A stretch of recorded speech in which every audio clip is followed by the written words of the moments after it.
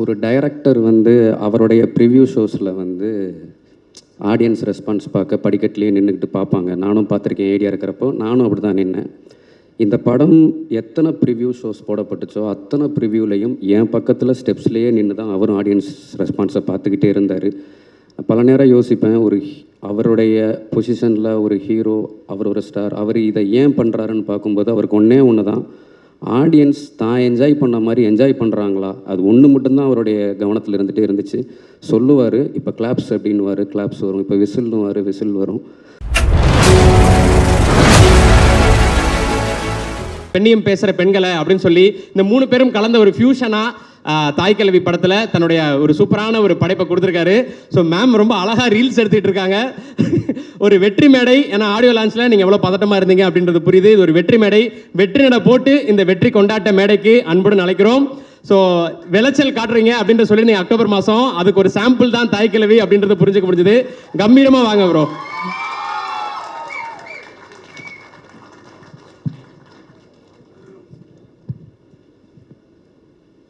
ஒரே ஒரு நிமிஷம், அசிஸ்டன்ட் டைரக்டர்ஸ் எல்லாத்தையும் மேலே கூப்பிட்டுக்கிறேன்.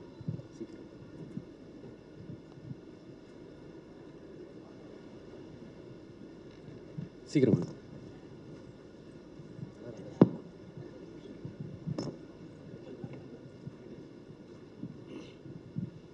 எல்லாருக்கும் வணக்கம்.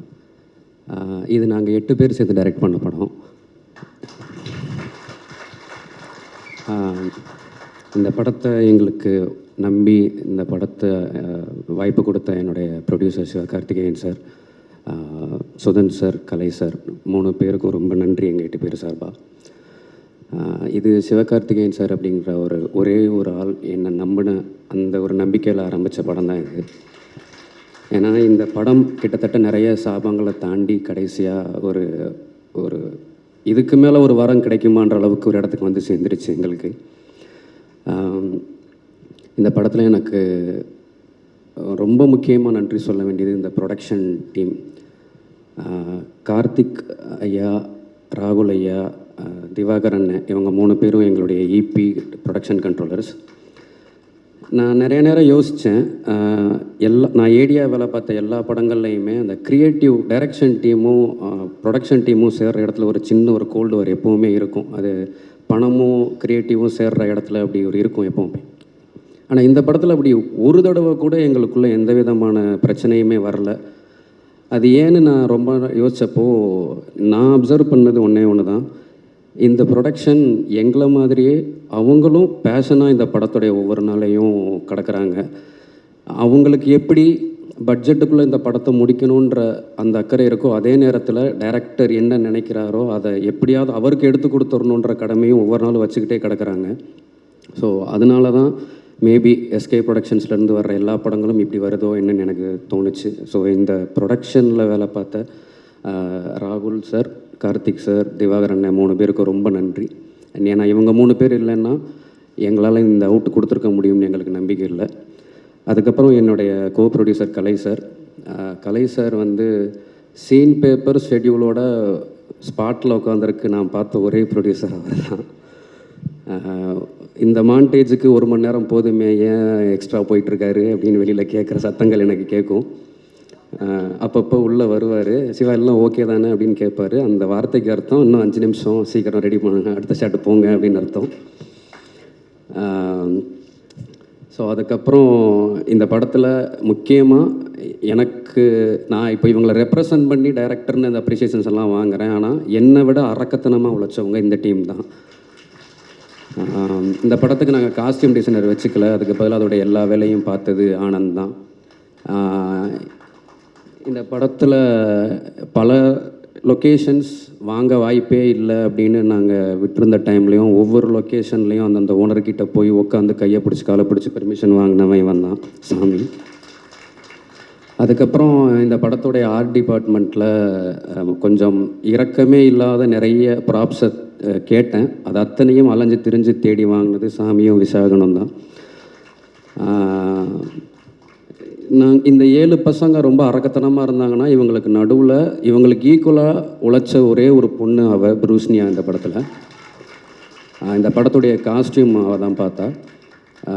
இந்த படத்தோடைய வில்லேஜுக்குள்ளே நாங்கள் எப்போ வேணால் எங்கே வேணால் ஷாட் வைப்போன்றதுனால செட்டு வண்டி, கேரவன், யூனிட் எதையுமே உள்ளே கொண்டு வரல. எல்லாமே 1 கிலோமீட்டர் தள்ளி இருந்துச்சு. ஸோ இத்தனை ஆர்டிஸ்ட்டுக்கு ஒரு பொண்ணாக காஸ்டியூம் வண்டிக்கும் கேரவனுக்கும் அலைஞ்சிக்கிட்டே இருப்பாவ. அதுக்கப்புறம் இப்போ நீங்கள் இவங்க பேசிக்கிட்டு இருந்த நிறையா இடத்துல ராஜேஷ்னு ஒரு பேர் சொன்னதை கேட்டிருப்பீங்க. இந்த படம் ஒவ்வொரு ப்ரொடக்ஷனில் ஒவ்வொரு தடவை நான் ஆஃபீஸ் போடும்போதும் முதல் நாள்லேருந்து என் கூட இருந்து ஒவ்வொரு தடவை ட்ராப் ஆகும்போதும் அடுத்து அவனுக்கு என்ன வேலை சொல்கிறதுன்னு தெரியாமல் யோசிச்சுட்டு இருக்கிறப்ப எனக்கு எந்த தொந்தரவுமே இல்லாமல் அண்ணே ஒரு வேலை இருக்குது ஊரில் போயிட்டு வந்துடுறேன்னு காணாமல் போயிடுவான். திரும்ப அடுத்த ஆஃபீஸ் போடுறப்ப வந்து சேர்ந்துருவான். இப்போ நான் கடைசியாக இந்த படத்துக்கு இப்போ 3வது தடவை இந்த ஆஃபீஸை போட்டப்போ நான் அவனை கூப்பிடலை. ஏன்னா அவன் ஒரு பெரிய டேரக்டர்கிட்ட ஏடியாக இருந்தான். திடீர்னு ஒரு நாள் ஆஃபீஸ் வந்தான். என்னன்னு கேட்டேன். நான் அந்த வேலையை விட்டுட்டு நான் இங்கே வேலை பார்க்குறேன்னு வந்து நின்ட்டான். அதே மாதிரி மேம்க்கு ஒரு மேக்கப் டெஸ்ட் எடுக்கிறதுக்கு ஒரு தண்டட்டி அவசரமாக தேவைப்பட்டுச்சு. ஊரில் இருக்கிற யாராவது ஒரு லேடி கிட்ட ஒரு பாட்டி கிட்ட தண்டட்டி வாங்கிட்டு வந்துடுறான்னு சொன்னேன். அவனும் வாங்கிட்டு வந்துட்டான். டெஸ்ட் எடுத்துட்டோம். அப்புறம் தான் எனக்கு தெரிஞ்சிச்சு அந்த தண்டட்டியை வந்து கொடுக்கணுன்னா அதுக்கு பதிலாக ஒரு 3 மடங்கு அதிகமான தங்கத்தை அடகாக கொடுத்து வாங்கிட்டு போங்கன்னு சொல்லியிருக்காங்க. அதை அவன் என்கிட்ட சொல்லலை. அவங்க அம்மாவோட தாலிச்சு நான் கழட்டி போய் வச்சு வாங்கிட்டு வந்துட்டான்.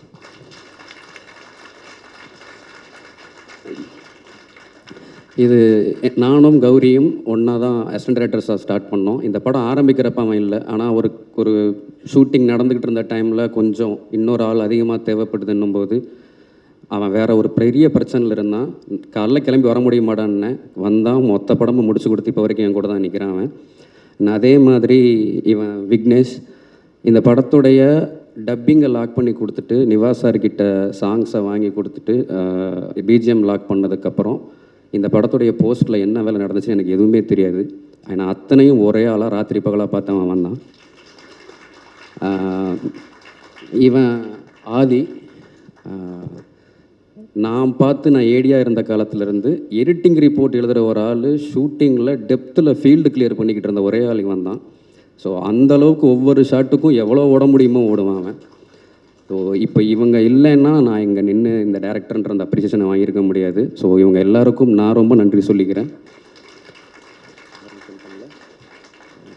ஸோ அதுக்கப்புறம் இங்கே இந்த படத்தில் வேலை பார்த்த எல்லா டெக்னீஷியன்ஸுக்கும் என்னுடைய நன்றி எப்போவுமே இருக்குது. அண்ட் அவங்களுடைய அசிஸ்டன்ஸ் எல்லாம் இந்த படத்துக்கு வேலை பார்த்ததுங்கிறது ஒரு பெரிய உழைப்பு கொடுத்தாங்க. அவங்க எல்லாருக்கும் ரொம்ப நன்றி.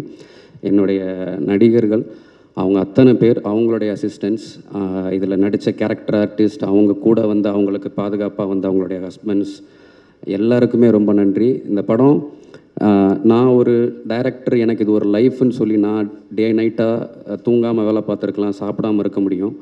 ஆனால் எங்களுடைய அந்த கனவுக்காக நாங்கள் அதை சரியாக எடுத்துடணுன்றதுக்காக இந்த படத்தில் வேலை பார்த்த யூனிட், க்ரூ, ப்ரொடக்ஷனில் வேலை பார்த்தவங்க நான் அத்தனை பேரும் ராத்திரி பகலாக உழைச்சாங்க அந்த 38 நாள். அதனால தான் எங்களால் இந்த அவுட்டை கொடுக்க முடிஞ்சுது. ஸோ அவங்க எல்லாருக்குமே பெரிய நன்றி சொல்லிக்கிறேன். ப்ரெஸ் அண்ட் மீடியா இந்த படத்தை கொண்டு போய் நீங்கள் சேர்த்ததுனால மட்டும்தான் இது எங்களுக்கு இந்த ஒரு ரெஸ்பான்ஸ் ஆடியன்ஸ் கிட்டேருந்து கிடச்சிது. அதனால் உங்களுக்கு ஒரு பெரிய நன்றி. கடைசியாக என்னுடைய குடும்பத்துக்கு ரொம்ப நன்றி. ஏன்னா அவங்களுடைய ஒரு பெரிய கனவை உடச்சு நான் என்னுடைய கனவுக்காக சினிமாவுக்கு வந்தேன். ஆனால் 36 வருஷமாக நான் ஏதோ ஒன்று செஞ்சிடுவேன்னு என்னை தாங்கியிருக்காங்க. என்னுடைய அம்மா, அப்பா, என்னுடைய அண்ணங்க, அவங்க ஃபேமிலி எல்லாருக்கும் ரொம்ப நன்றி. அண்ட் ஒரு 8 மாத கர்ப்பிணியாக என் ஒய்ஃபை அவங்க அம்மா வீட்டில் விட்டுட்டு நான் தாய்க்கிழவி ப்ரீ ப்ரொடக்ஷனுக்கு கிளம்பி வந்தேன். என் குழந்தைக்கு இப்போ 1.25 வயசாச்சு. நான் அது ஒரு 10 தடவை தான் போய் பார்த்துருப்பேன். 2 குழந்தைகளையும் தனியாக பார்த்துக்கிட்டு என் வேலையை பார்க்க விட்றேன் என் ஒய்ஃபுக்கு ரொம்ப நன்றி. ஸோ ஆல்மோஸ்ட் நான் கண்டிப்பாக எவ்வளோ ஞாபகப்படுத்தி பார்த்தாலும் ஏதோ ஒரு பேரை விட்டுருப்பேன். அதனால் நீங்கள் யாரும் என்னை தப்பாக நினச்சிக்க வேணாம். நீங்கள் எல்லாம் என் வார்த்தையில் இல்லைனாலும் என் வாழ்க்கையில் எப்போவுமே என் கூட இருக்கீங்க. அதுக்கு ரொம்ப ரொம்ப ரொம்ப நன்றி. கடைசியாக ரொம்ப முக்கியமாக 2 பேர். சுதன் சார் வந்து என்கிட்ட இந்த கதையை சொன்ன அன்றைக்கி இது எத்தனை நாளில் எடுக்க போகிறேன்னு கேட்டார். அதுக்கப்புறம் ஒரு 3 மாதம் கழித்து இந்த படத்தை பார்த்துட்டு இதை எப்படி எத்தனை நாளில் எடுத்தேன்னு கேட்டார். அவ்வளோதான் அவர் என்கிட்ட பேசின மொத்த 2 வார்த்தையே. அவருக்கு ரொம்ப நன்றி. கடைசியாக என்னுடைய ப்ரொடியூசர், என்னுடைய ஹீரோ சிவகார்த்திகேயன் சார். ஒரு டைரக்டர் வந்து அவருடைய ப்ரிவ்யூ ஷோஸில் வந்து ஆடியன்ஸ் ரெஸ்பான்ஸ் பார்க்க படிக்கட்டிலேயே நின்றுக்கிட்டு பார்ப்பாங்க. நானும் பார்த்துருக்கேன். ஏடியா இருக்கிறப்போ நானும் அப்படி தான் நின்னேன். இந்த படம் எத்தனை ப்ரிவ்யூ ஷோஸ் போடப்பட்டுச்சோ அத்தனை ப்ரிவ்யூலையும் என் பக்கத்தில் ஸ்டெப்ஸ்லேயே நின்று தான் அவரும் ஆடியன்ஸ் ரெஸ்பான்ஸை பார்த்துக்கிட்டே இருந்தார். பல நேரம் யோசிப்பேன், அவருடைய பொசிஷனில் ஒரு ஹீரோ, அவர் ஒரு ஸ்டார், அவர் இதை ஏன் பண்ணுறாருன்னு பார்க்கும்போது அவருக்கு ஒன்று தான், ஆடியன்ஸ் தான் என்ஜாய் பண்ண மாதிரி என்ஜாய் பண்ணுறாங்களா, அது ஒன்று மட்டும்தான் அவருடைய கவனத்தில் இருந்துகிட்டே இருந்துச்சு. சொல்லுவார், இப்போ கிளாப்ஸ் அப்படின்னுவார், கிளாப்ஸ் வரும், இப்போ விசில்னுவார், விசில் வரும். So thank you sir. நீங்கள் எங்களுக்கு என்ன பண்ணியிருக்கீங்கன்னா, என்னுடைய எடிட்டர் சொன்னார், விரும்மாண்டி பார்த்துட்டு தான் சினிமாவுக்கு வந்தேன்னு. உங்களுக்கு தெரியும், நானும் அப்படி தான் வந்தேன், வினீஷும் அப்படி தான் வந்தார். நீங்கள் எங்களுக்கு என்ன பண்ணியிருக்கீங்கன்னா, கமல் சாரை எங்கேயோ இருந்து பார்த்துக்கிட்டு இருந்த எல்லாரையும் கமல் சார் ஆஃபீஸில் உட்காந்து வேலை பார்க்க வச்சிட்ருக்கீங்க. Thank you sir. எல்லாருக்கும் நன்றி. தேங்க்யூ. நன்றி நன்றி, ரொம்ப சந்தோஷம். உங்கள் எல்லாரையும் இப்படி பார்க்குறது ரொம்ப ரொம்ப ஹாப்பியாக இருக்குது. ஸோ நீங்கள் ஏற்கனவே சொன்ன மாதிரி தான் விளைச்சல் காட்டுவேன்னு சொல்லியிருந்தீங்க. அதுக்கு ஒரு சாம்பிள்னு நாங்கள் தாய்க்கல்வி எடுத்துக்கிறோம். ஸோ சேயோனுக்கு ஒரு தரத்தை என்னென்ன அப்டேட்ஸ்லாம் வருது, என்னென்ன விஷயங்கள் நடக்க போகுது அப்படின்றத பார்க்குறதுக்காக ஆர்வமாக வெயிட் பண்ணுறோம். வாழ்த்துக்கள், ரொம்ப பெரிய வாழ்த்துக்கள், மிகப்பெரிய வெற்றிக்கு மிகப்பெரிய வாழ்த்துக்கள். Thank you thank you thank you thank you bro, thank you எடிஸ், தேங்க்யூ.